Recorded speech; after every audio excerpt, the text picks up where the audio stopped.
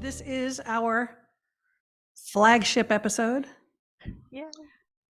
And we aim to bring you traditional and cutting edge metaphysical and spiritual topics.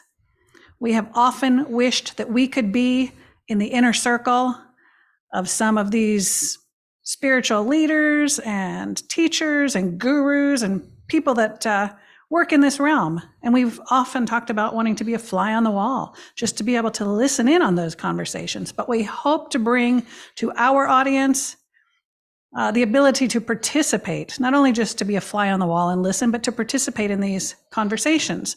So after we get all of the techno kind of stuff settled, I guess, and get up and running, we're going to start broadcasting live episodes and bring in audience questions.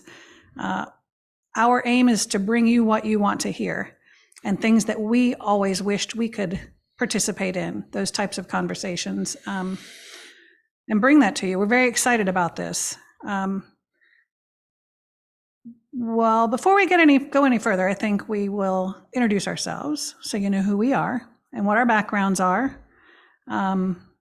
And then we'll get into how this podcast came into being. You know, it was Samantha's brainchild, and we jumped on board immediately because this is really fun. We like to interact with our audience and people out there, new seekers, people that have been in the community for a long time, any and everybody. So why don't we start with Samantha? Do you want to introduce yourself? Sure.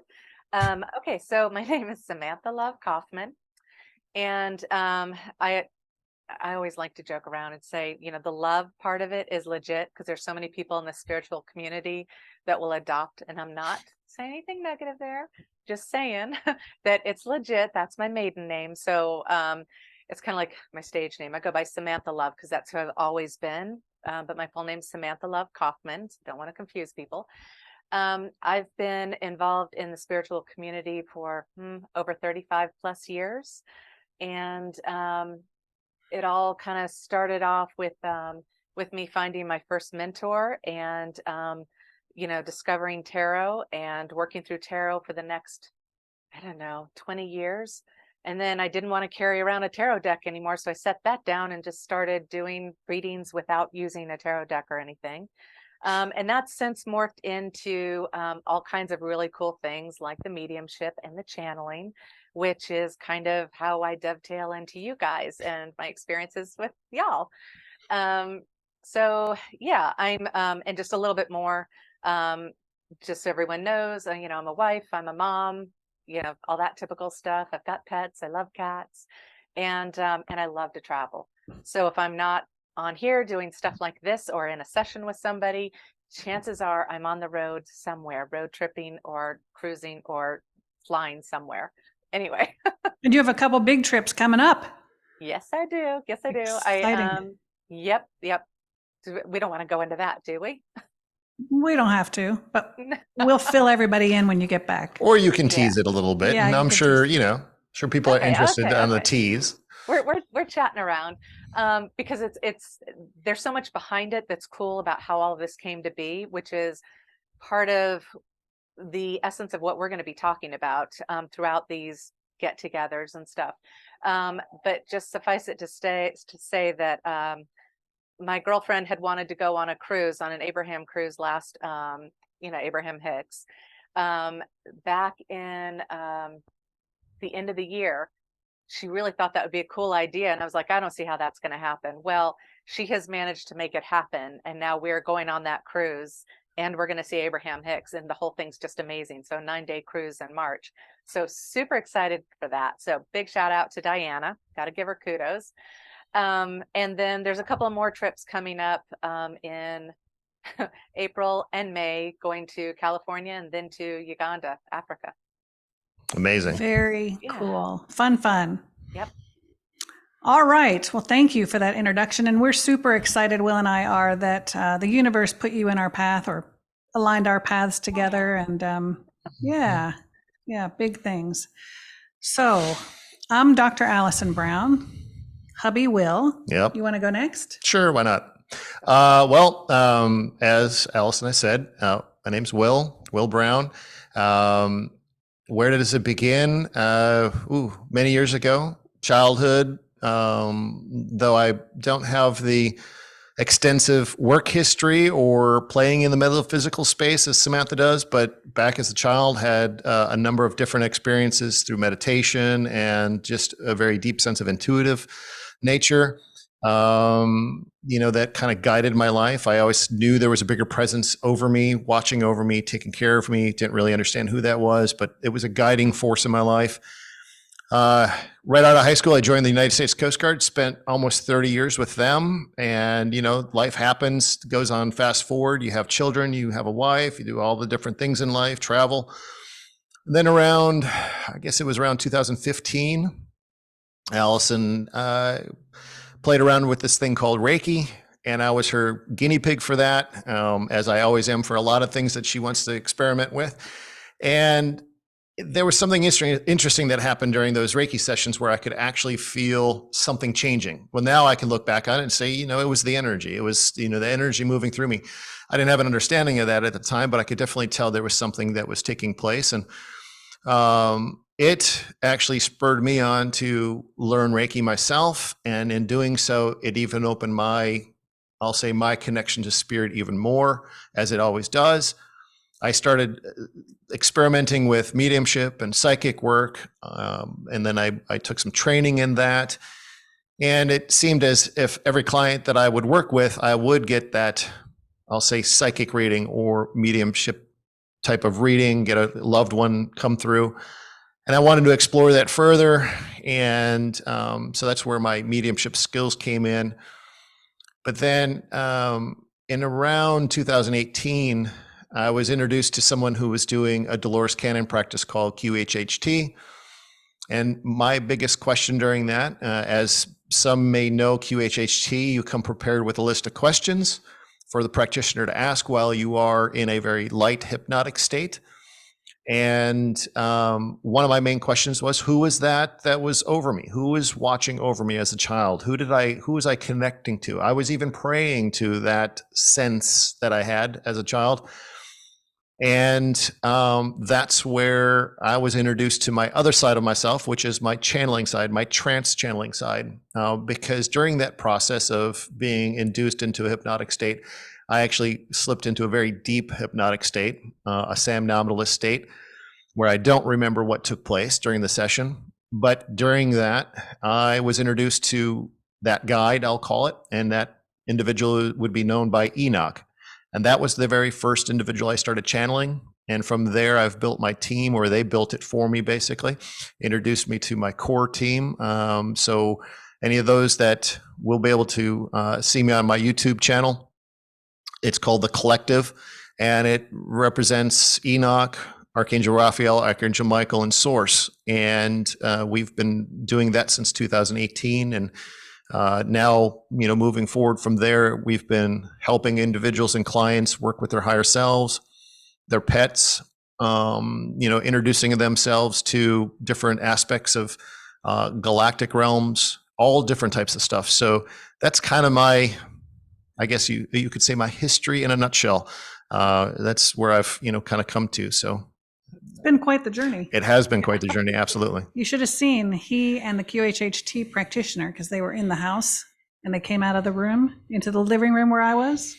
They looked like they had seen a ghost, and they were both sweating profusely after that first session. I mean, it was crazy. I felt as if coming out of that first session, I felt as if I had run a marathon, which I'm not an avid runner at all.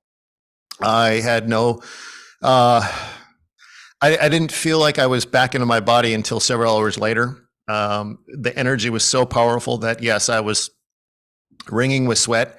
My body was quaking a bit.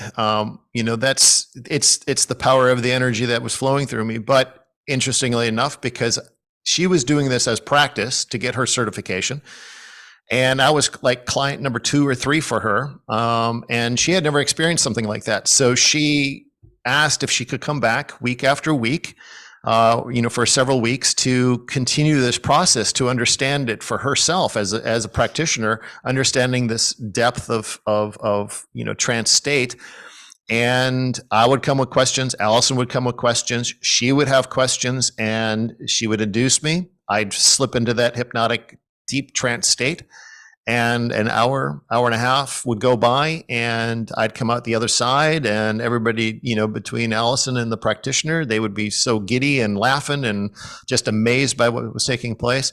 And eventually, Allison sought out the practice of beyond quantum healing, kind of the next evolution of Dolores Cannon's QHHT.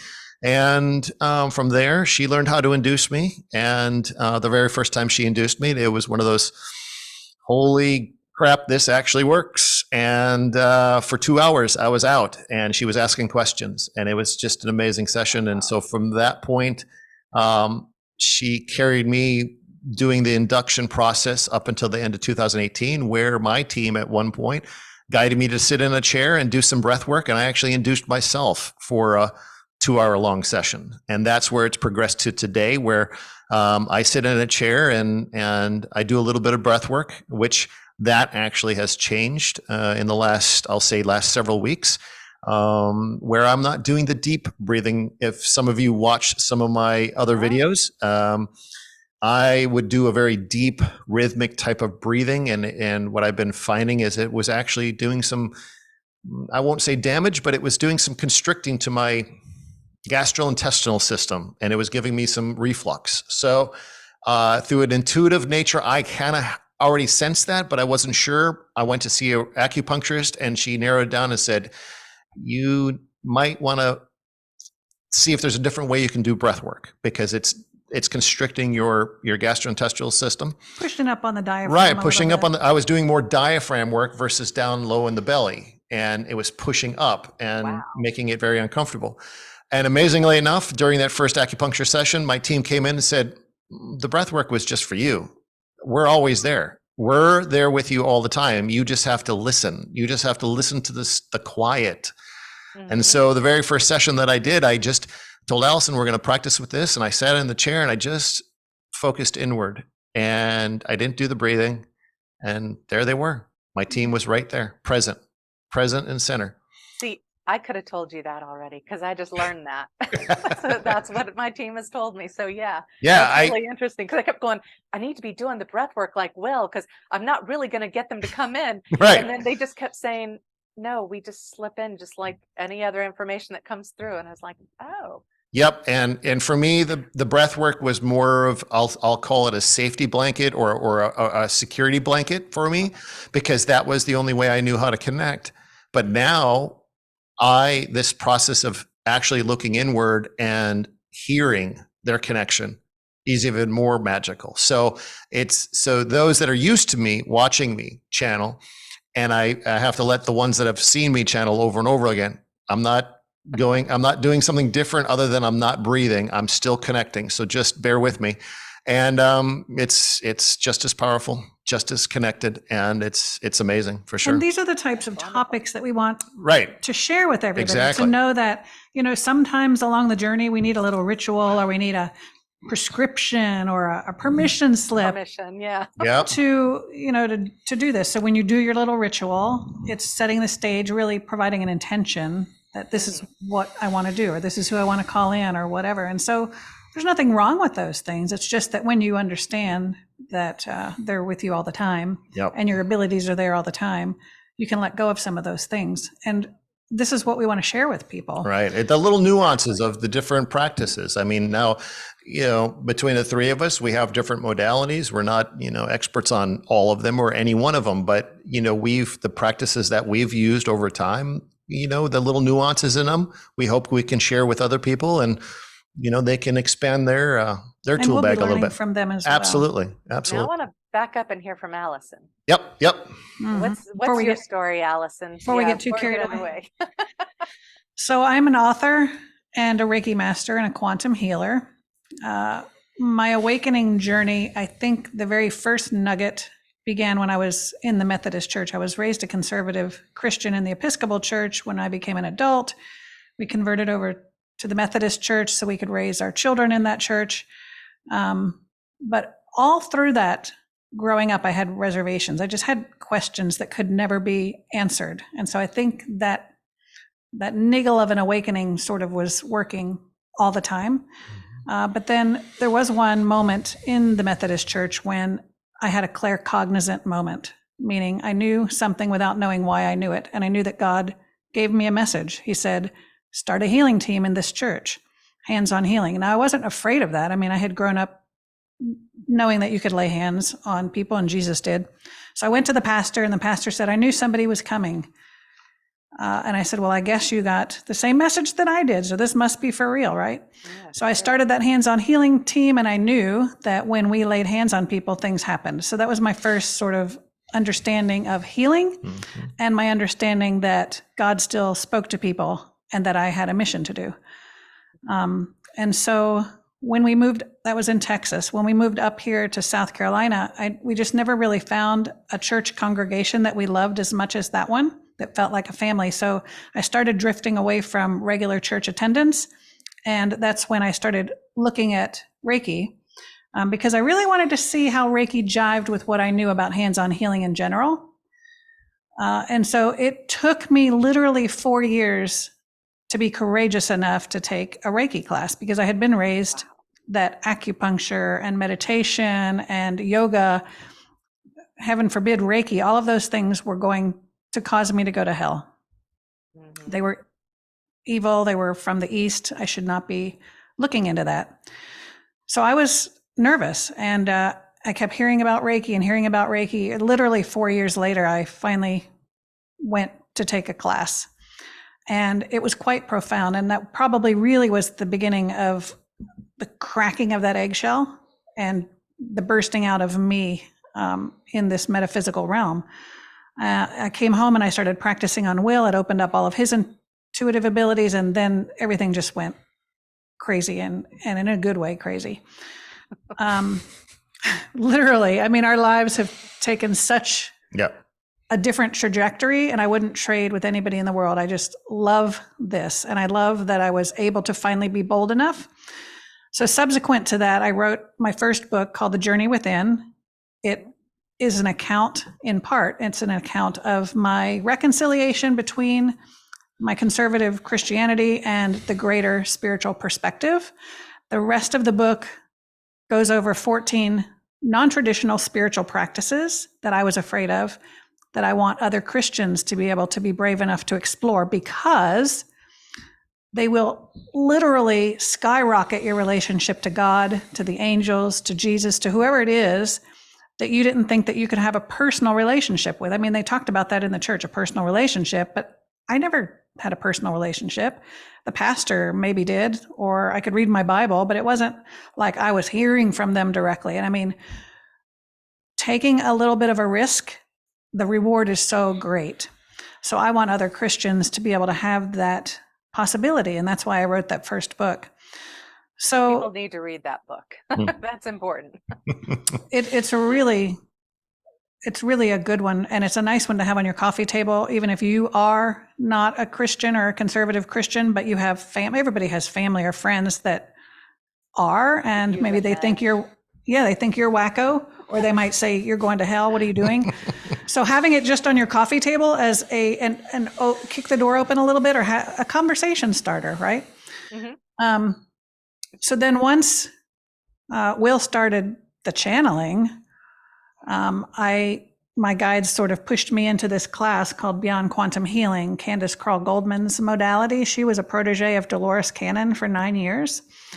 Once Dolores passed, several years after she passed, Candace, it was put on her heart to create this and change it up just a little bit. So my guides directed me to that. There was no question.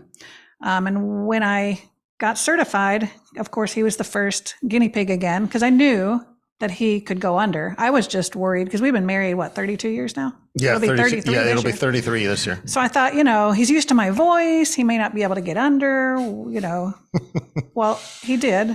And that's exactly what I said. I said, holy shit, this works. And so I was talking to his guides. I said, I don't know what I'm doing. You're going to have to help me here. And they said they would, and they did. 2 hours later, it was just the most amazing thing. Well, I asked.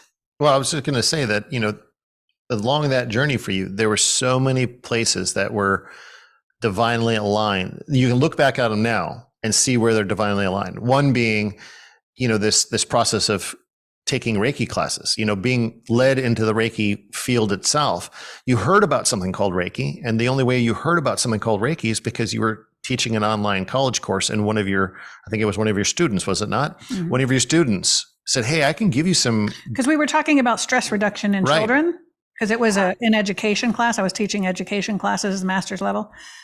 And she said, well, we practice Reiki, and Reiki can help with stress reduction. And anyway, so I'd not heard that. That's amazing. Yeah. So that they would do that there. Yeah. So after the class, because you don't want to get too personal with students while you're in the class, right? So after the class, I reached out and emailed her and asked if she'd give me a Reiki session long distance. She didn't live near me, and I didn't feel any different. I didn't think there was anything to it, but I'm sure that energy was working on me, because then everything was just really quick. It was the seed. It was the seed that was planted, just as, we talk about in the, Christian church, the seed that was planted. And then moving forward to the BQH experience, there was a, I think she was just getting her, Candace was getting her course on, or getting her course started and whatever. So she was having a promotion. If you guessed a certain number that she had in mind, you would get a certain percentage off or whatever it was. It was like half off. It was 30% off. Yeah. And if you guessed the page number in her book, whatever. So she reaches over to me, the psychic. Hey, psychic. Tell me what page number. What number is it? Yeah, right. It's some page number, out of some book that she. So he guessed some random number. He goes, well, what do you think? So I thought about it, and I told her, and I won, of course. Right. He didn't come close. I didn't even come close. She's the one that came close. Yeah. So I knew it was divinely inspired. At any rate, after that, we started doing channelings and higher self channelings and all of that. And then we started doing pet channelings. That led to the second book, because after a couple of years of pet channelings, which are also amazing, there were so many themes that were coming up that I thought, this is so healing for pet parents to be able to talk to their animal before they've died. Because I know people can call in pets after they've transitioned, but you can talk to their higher self before they pass and find out what's the deal with their behavioral issue, or what's the, what about transition, end of life, all of that kind of stuff. It is amazingly healing. And there were many themes, like how do they handle pain, and what about reincarnation, and what about pet siblings? How do they like that? All of those topics. So I wrote a book about that with their excerpts from actual sessions, and also full transcripts of other animal collectives. And that one's called Love Notes from the Animal Kingdom. What I love from that is that it's not just pets, that you get into all of these other animals that nobody would think to go, well, what does this creature feel, and to hear some of the responses, to read some of the responses, just makes you think twice. You never look at animals the same way after hearing that higher source. Right. And I tried to speak to the collectives that typically are, as I say in the book, rebuked or not loved, like rats and snakes and wasps and all of those bugs that we don't like, and animals that we don't like, really. And it's quite profound. It really is. So that was the second book. And of course, I see my own clients, but now I'm working on the third book, which is kind of a drastic change. And that's about ETs and our galactic history and the 12 original starseed clusters that formed our galaxy. And that is fantastic. we just finished channeling all 12. They have a transmission they want for humanity. So I started writing actually today. I actually started putting it together, and that's going to be the bear. Oh, man. But anyway, that's kind of our life. Those are such different books. I mean, think about that. Yeah, they're all kind of, you're connecting through this higher source, or, you're channeling this information either through you, through Will, or through the both of you, whatever. But, each one is such a vastly different subject that, I just find that fascinating, because, a lot of people they'll create these books or these book series that's kind of like, well, now we're going to talk about money. Now we're going to talk about relationships. Everything's like so close to each other. But no, you guys did such vastly different subject areas that I just find it wildly fascinating. And that's my favorite thing to do, honestly, besides facilitate sessions, is writing. I love to write. I remember, I was thinking about it today, actually, that I sat down to write my first fiction novel in junior high school. I made it about 5 pages in. Fiction writing is not for me. And as I went through school and all of that, I was really good at research papers, got a doctorate, a master's, all of that. And so all of that was priming me to write nonfiction, frankly. And that's what all my books are. I enjoy that. So, yeah. And you'd be really good as an interviewer on podcasts or vlogcasts, whatever, because we didn't know how we were going to start this whole thing off. And Allison and I just chit-chatting back and forth. What is the main thing we want to get across? And Allison just kind of hears it. And then all of a sudden comes out of your mouth this beautiful introduction. And I'm like, where did that come from? Like, it was what we discussed, but it was beautiful. So thank you for that. I love it. Absolutely. You took words from my mouth. I was thinking the same thing as she's just rolling it off of her tongue. I'm like, where did that come from? How did you not just go, what the heck? Right. I feel like I was rambling there at the end, but anyway. No, and that's the beauty in how you analyze things, and you when you connect, that's how you connect and bring forth information. It just starts to flow. It does. It really does.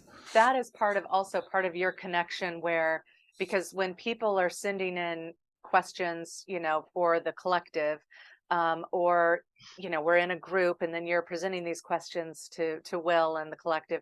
Look, people phrase their questions. I know I give you really long questions that you got to wrap your head around. You and everybody else. Yeah. Okay, not just me. Thank God. You're not alone in that. No. But you just dial it down to its essence, and I don't know how you do that. And then, as the collective is responding in real time, again, you dial in on that one more thing that may need to be asked for clarification. And I just understand that that's a gift. That I don't know how you do it, but I don't know that I do that. But I can see you do it, and I'm just going, wow. Yeah. Thank you. Yeah, cool. I appreciate that. It is my skill set, and I've learned to be thankful for that and appreciate that. But you look like you're trying to make up your mind. Am I thankful? Yeah, I'm thankful for that. I'm trying to think of the right word, meaning that rather than how people are given a compliment and they're like, oh no, I try to own it. Take those on board and own them and be appreciative for what is my skill set, because I'm not good at everything. So it's quite interesting how, when we do see clients and they come with a ton of questions, and that's fine. I mean, we would rather have you come with a ton than 2, right? So, but in that, there is something energetic that I was going to use the word magical, but there's something energetic that takes place once she sits down with those questions. And it's almost as if she can see energetically back to the client of how they're thinking about that question in order to take 25 questions and then subgroup them accordingly, how they're all going to, kind of answer. And a lot of that is an intuitive aspect of working with the collective and other beings that we've channeled so far and other higher selves, of knowing kind of the process of how the flow of the answers are going to take place. So she knows that, if you ask this question, more than likely they're going to get into this or this or this. So we're going to kind of put all these into one category. And then it's just a magical flow that does take place. There's that. And just warning anyone that ever wants to ask the collective, or I've seen other channeled entities kind of whack people on the back of the head. You don't want to ask about money. Ask about abundance. Ask how you can have more fun things or fun experiences or whatever. But yeah, I'm learning. You do not ask about money. That's hilarious. Things. It's funny that you say that, because when people give me questions, I've heard it all. Oh, well, not all of it. I've heard a lot of the same people, they ask the same kinds of questions because people are curious about the same common themes in life. I get it. Mm-hmm. So I know how they're going to answer, but I ask it anyway, knowing, and they'll say things. I take the hit I take the hit for people. And that's why I'll look at Charlie a lot of times and laugh. One of our guests that we have, yeah. I know this is coming. Like, we've told you this before, they'll say. We've covered this before. And they always say it in a nice way. Or they'll slap me on the hand without being rude about it, but I can feel it. And I'm like, I took the hit for you guys. I hope y'all know that. Isn't that funny how you can feel it? You just know, oh, here it comes. Yeah, I know. And I'll roll my eyes or something. Like there was one time that I said, I've never seen a UFO outside, like a literal ship outside. And our Zeta, he goes, well, how often do you go outside and look at the sky? And I'm like, I don't think he said it quite in that tone. No, but he has a dry sense of humor. He doesn't have emotion. He's just dry. Right. So that's what he was saying. It was basically chastising me without chastising go me. outside and look up. I mean, how often do you look up? I'm like, yeah, you're right. I don't really do it very often. Oh my God. I love that. So tell us, no, go ahead. What were you going to say? No, go ahead. I was just going to say, why don't you tell everybody how we all got connected? Oh yeah, I like that. Okay. So this is totally crazy. Oh my God, I just realized there's a whole other component that's gotten crazier about this whole story. It's divinely inspired. It is. Yes, there is such synchronicity in life that it's just, I love this. Okay. So, I've been doing, doing my own thing, doing readings, mediumship, intuitive stuff. And I have this woman reach out to me who has been recommended by another woman. So it was Judy. Judy was reaching out to me, Buchanan, and her friend Linda Eske. They're both up north in Maryland area. Maryland.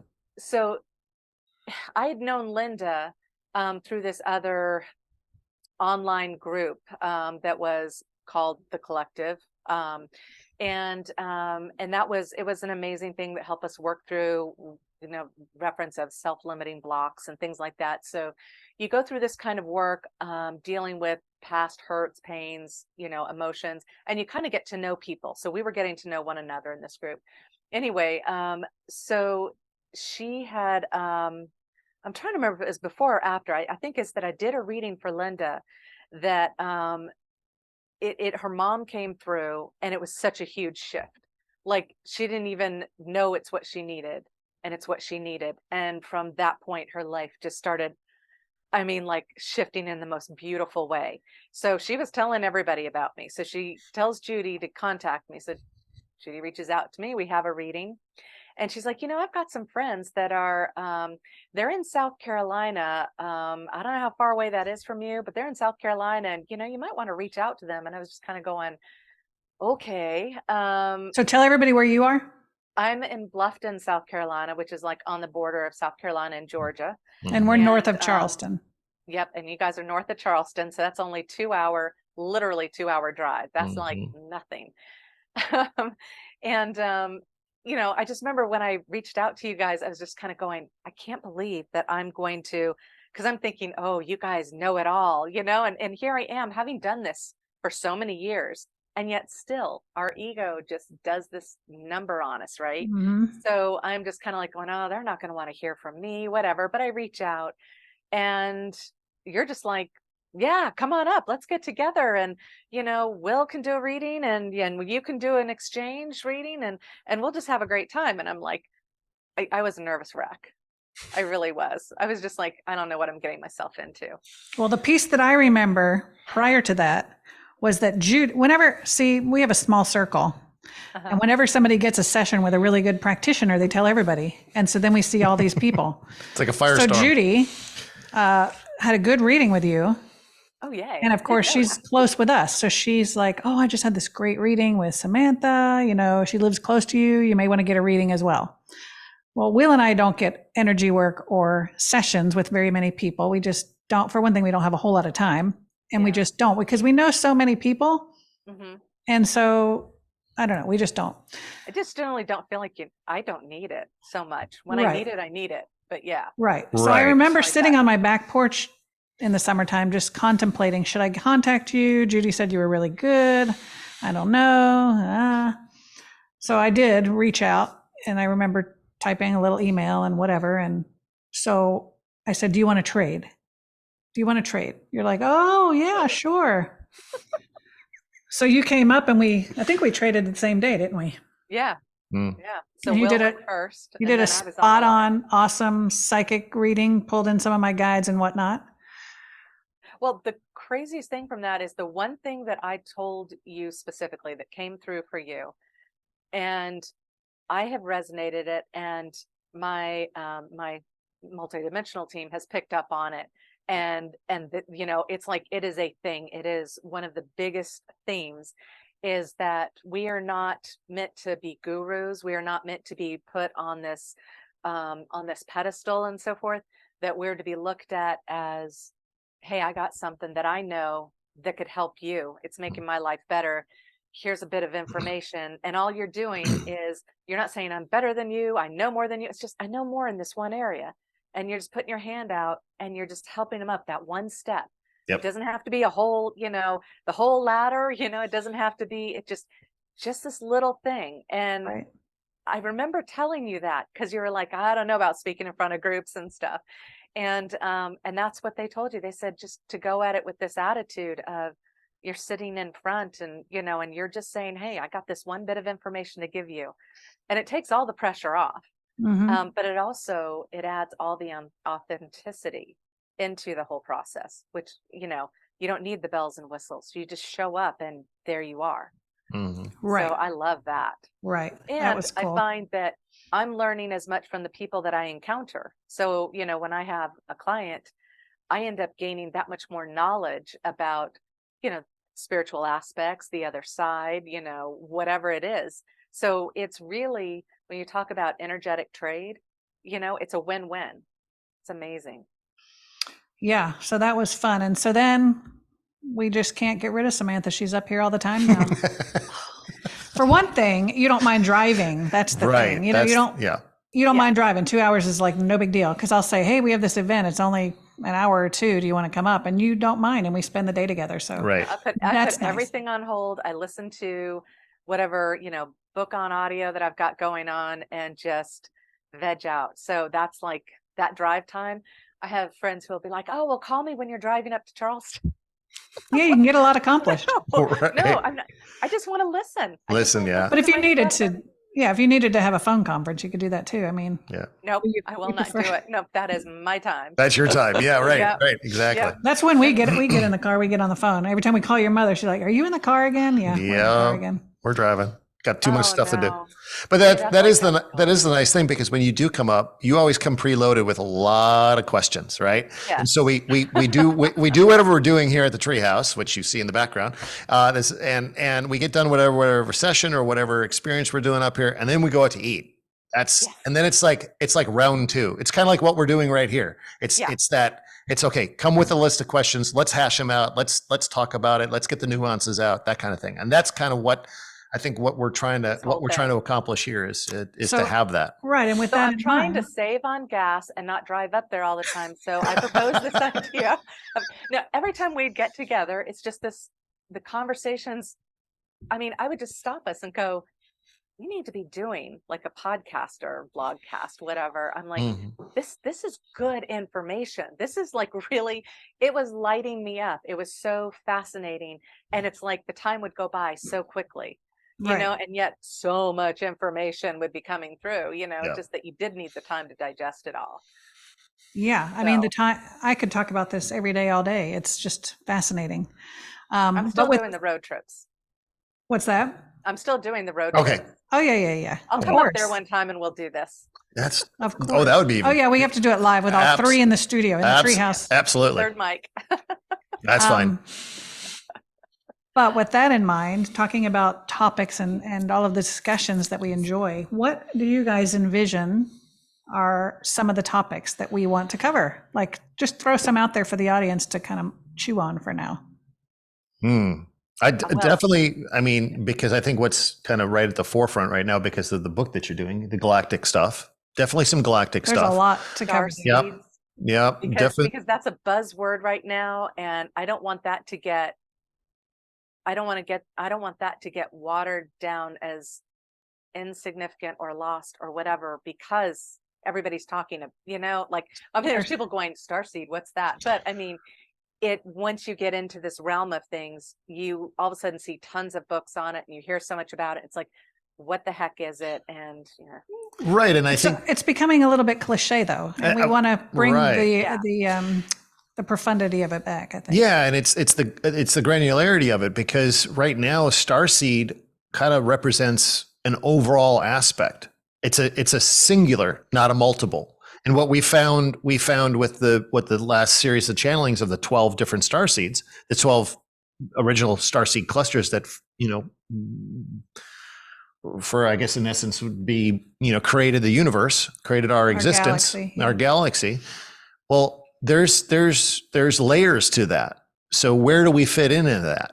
So don't give away too much. No, yet. but that's a whole other podcast. Right. But where does it all fit in, and how do we connect to that, and how do we put it to use? Okay. So, right. Just so everyone knows that whenever I get together with you guys, I'm trying to tease out as much as I possibly can, knowing that there's only so much that you really need to say at a given time, and then Right. more's coming in. And Yep. it's just such cool information. I want to But talk yeah, so about, galactic star seeds. Yep. we certainly could talk about pets and all of those Sure. things that happen in pet sessions, but I also want to talk about things that happen in human sessions. Like, what about walk-ins Mhm. and Mhm. what do they call it? Gosh, what's the word when they what is it? My divine partner. What do they call it? What's that word? Oh, When no. it's one thank soul and you. it splits in half. Oh, What do they call twin it? flame? Twin flame. Twin flame. Thank you. I think I purposefully pushed that out of my conscious mind because it drives me crazy because it's so misconstrued, the meaning. Yes, Well, But I think we need to clear that up and talk about yeah, that. I think that would be good, is to go and gather up a few, I'll say, topic headers from different sessions, and then have those as different things. But the nice thing will be is I'll be an observer of that conversation, because I'm the one that's channeling it. So I don't remember anything that happens, and I'll just listen for information. Okay, so we're not, but just to clarify, we're not channeling in these sessions. It's No. just from the Right. conversations that you had From past. previously. Yep. From I past. just want expectations to be clear for people. Yeah. What other stuff, Samantha, do you want to talk about? Well, I think it's important, to talk about, to get into the concept of energy, since Mhm. that's all there is. We're energy, and the complete aspect of it. Because my own going through the stuff I've been going through, which is now another thing to talk about, is the ascension process, is really being able to now see energy, feel energy, and how the manipulation of energy, manipulation used as a positive word, Right. of energy, and how much it affects our lives. Through the channelings I've received, it's kind of funny because I refer to them as they said they're benevolent beings. And I said, can I call you BB, because saying benevolent beings is just too long, and they're totally cool with that. So that was great. So BB, so when I say BB, that's who I'm referring to. But BB said, humans are so, how did they say? Humans are so messy with their energy. Like, they just don't manage their energy. And I thought, Mhm. they're so messy with their energy. Wow. Mhm. But I'm conscious channeling, so I'm seeing things as the information's flowing through, and I could see how they perceive the energy, and they really, it's just like, we should be doing better than that by now. It's just so funny. Yep. So the whole concept about energy, because a lot of people just think energy healer. They don't, when you start talking about, energy vortexes, and when you talk about manipulating energy, they don't understand that it's an everyday life that you can have influence on this. So And that's I think part of it. I think too, it would be important to, if we're talking about energy, whether it's a separate podcast or within the same one, but, a lot of us are experiencing energy symptoms, right? Where we haven't really experienced that before. A lot of us, as we're coming up in the ascension process, or just coming online or awakening, many of us are experiencing energy symptoms, and how it affects our body, and what we can do to mitigate some of that, or how to move that along. Even in the same conversation, Samantha, you understand this, when you're working with somebody through mediumship work or even psychic work, a lot of times you'll experience a physical symptom before the client shows up. Well, and you have to do an assessment of self to ensure it's not yours, and what to do to kind of mitigate that. And so that way, when the client does finally arrive, how you can clear that from your space so you can effectively work with the client. So topics kind of like that. Yeah. Yep. And I think it'd be fun to get into, and yes, we need to, of course, we always keep things anonymous, and that we do not share certain information naturally, of course.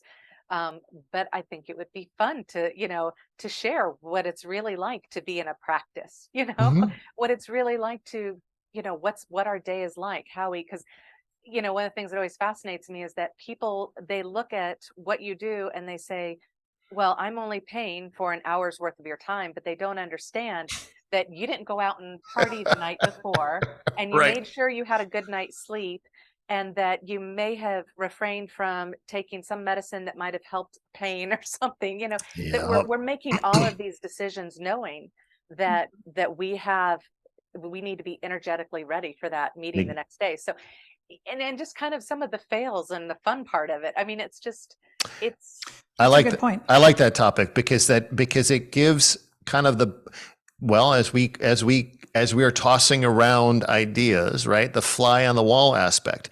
It's the fly on the wall of what it's like to be a medium or a psychic or an energy healer or whatever it is. And what does your daily routine look like? The highs and the lows. And do you, we're not gurus. We're not sitting on top of the mountain cross-legged, staring at the sun.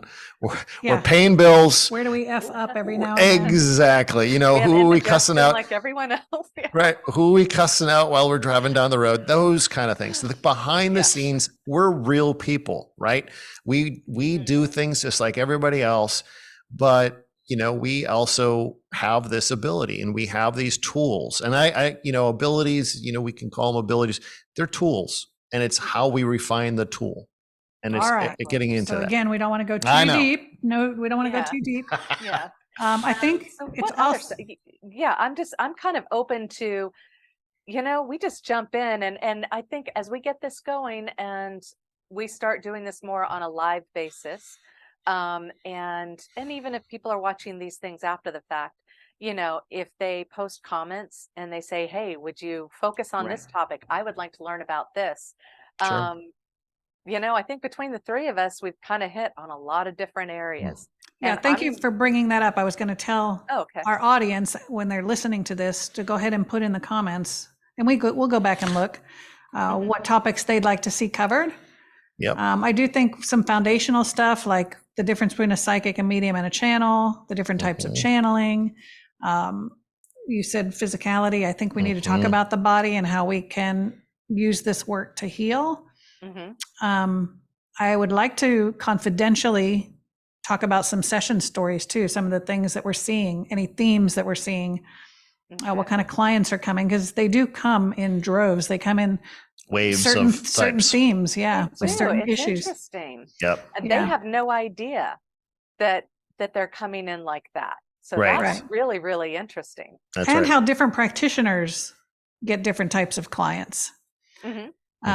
We could talk a whole session on angels. I mean, there's just so many. That's why I'm so excited to do this. I mean, really, when you contacted and you're like, hey, let's do a podcast. Absolutely. She sent me a link right away for the Zoom. Like, we're doing it. It's committed. We're done. It was before you were even off the phone. The Zoom link was hot. So yes. And I think it's a good idea to maybe cap them at, 45 minutes, no more than an hour. And people's time is valuable. Exactly. And we want to honor that and respect that. And at the same time, give you some valuable information. So with that in mind, any closing remarks? Well, I just want to say, we don't quite know where these are going to show up for right now. We just wanted to get going on this. So we don't know where the home's going to be, but we're going to probably be putting it up. Your YouTube, my YouTube, couple of different places, maybe a link in Facebook, things like that. And then we're going to find a home for us as we go along. But it was just more fun to dive into it and just start making it happen. Yeah. And if you haven't, Samantha, do you have a YouTube channel yet? Yes, I do. Okay. So what's the name of your YouTube channel? I think it's like youtube.com/153. I don't know. Like, But I does don't it have have enough followers yet that they've given me a handle. Oh no, are they There's giving handles now? They are. Yeah. It might Is there be a a search fire name? within me. I'll have to search. The what? Okay. I think I talked over you. A fire within me. Okay. And what I'll do is, because more than likely, and this is kind of more of the behind the scenes stuff, Samantha, I'll give you the video so you can post it on your YouTube channel. I'll post it on my YouTube channel, which is the Collective channel by William Brown. But in the description, I'm going to put everybody's links so everybody can have a way of being able to reach out to us individually or through our YouTube channels or any other means. But what I wanted to say was, well, the Collective channel by William Brown is the other one. So subscribe and hit notifications on at least those two, because these in the future moving forward are going to be live, and we want you all to participate. So you wouldn't know about it unless you're. Yeah, whether we're going to do YouTube Live or Facebook Live or some other live means, we'll keep you guys informed for sure. And hopefully it'll get streamed to that service anyway. So it's a lot to. Nobody gives you a book on how to do all this stuff, and a lot of people keep it very closely guarded. They don't want to. Right, exactly. So yeah.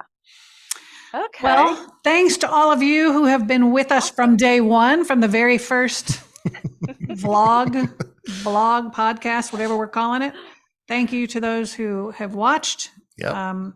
And we will see you soon with lots of great content. Thank you all so much for being here. Thanks, guys. Wonderful. Thank you so much. Thank you so much. Bye-bye. Bye-bye now.